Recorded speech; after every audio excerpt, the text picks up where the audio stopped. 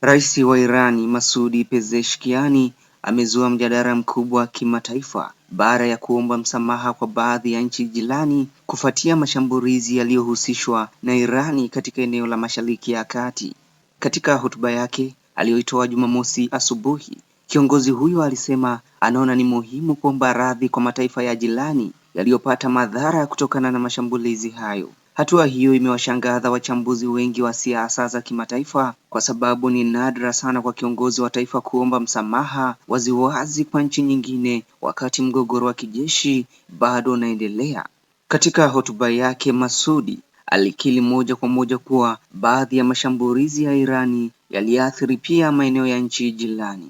Alisema Irani haina nia ya kuvamia au kushambulia mataifa ya jirani na akaeleza kuwa jeshi la Irani limeagiza kusitisha mashambulizi yoyote yanayoweza kuelekezwa katika maeneo ya nchi hizo isipokuwa kama mashambulizi dhidi ya Irani yatakuwa yanatoka katika maeneo hayo. Tamko hilo linaibua maswali mengi kuhusu sababu za hatua hiyo na muda ambao msamaha huo umeweza kutolewa.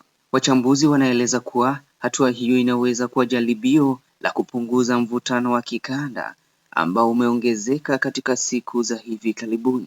Mvutano huo uliongezeka zaidi baada ya mashambulizi yaliyoripotiwa kufanywa na United States pamoja na Israel mwishoni mwa mwezi Februari ambayo yalidaiwa kulenga maeneo ya Iran.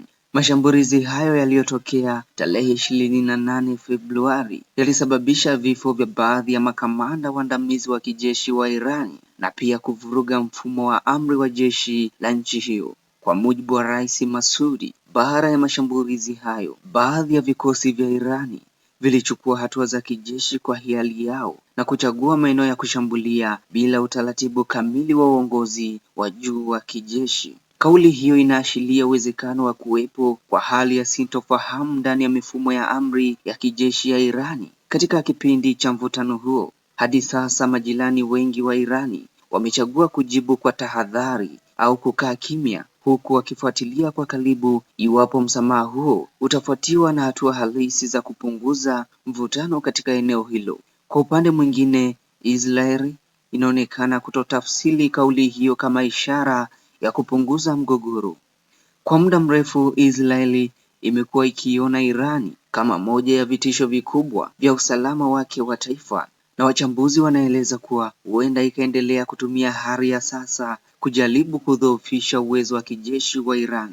Kutokana na hali hiyo, baadhi ya wataalamu wa siasa za kimataifa wanaona kuwa msamaha wa rais unaweza kuwa na tafsiri tofauti. Wapo wanaoamini kuwa ni jaribio la kweli la kupunguza mvutano wa kijeshi katika eneo la Mashariki ya Kati. Wengine wanaona kuwa inaweza kuwa na mbinu ya kimkakati ya kununua muda ili uongozi wa mpito wa Irani uweze kujipanga upya baada ya kupoteza baadhi ya viongozi wake wa kijeshi. Pia kuna wanaodhani kuwa kauli hiyo inaweza kuwa ishara ya mwanzo wa mabadiliko ya kisiasa ndani ya Irani yenyewe. Katika mazingira ya sasa ambapo mgogoro huo unahusishwa na mvutano wa ndani ya Irani pamoja na vita vya nje, wachambuzi wanaeleza kuwa inawezekana kabisa sababu zote tatu zikawa zinachangia kwa wakati mmoja. Hata hivyo, bado haijajulikana wazi ikiwa msamaha huo utaleta athari za kupunguza mgogoro au ikiwa mapigano yataendelea katika eneo hilo. Kwa sasa dunia inaendelea kufuatilia kwa karibu hatua zinazofuata kutoka Tehran pamoja na majibu ya mataifa mengine katika eneo la Mashariki ya Kati. Swali linalobaki ni hili: je, msamaha wa rais wa Irani ni hatua ya kweli ya kutafuta amani au ni mkakati wa kisiasa katika mgogoro unaoendelea Mashariki ya Kati? Mpaka hapa napofikia tamati, ni kusihi endelea kusalia nasi kupitia Koplo Media. Vile kama ni mara yako ya kwanza kuambatana nasi, ni kuombe subscribe ili usikose taarifa yoyote mpya. Koplo Media, tunahakiki ukweli kabla ya kukujulisha.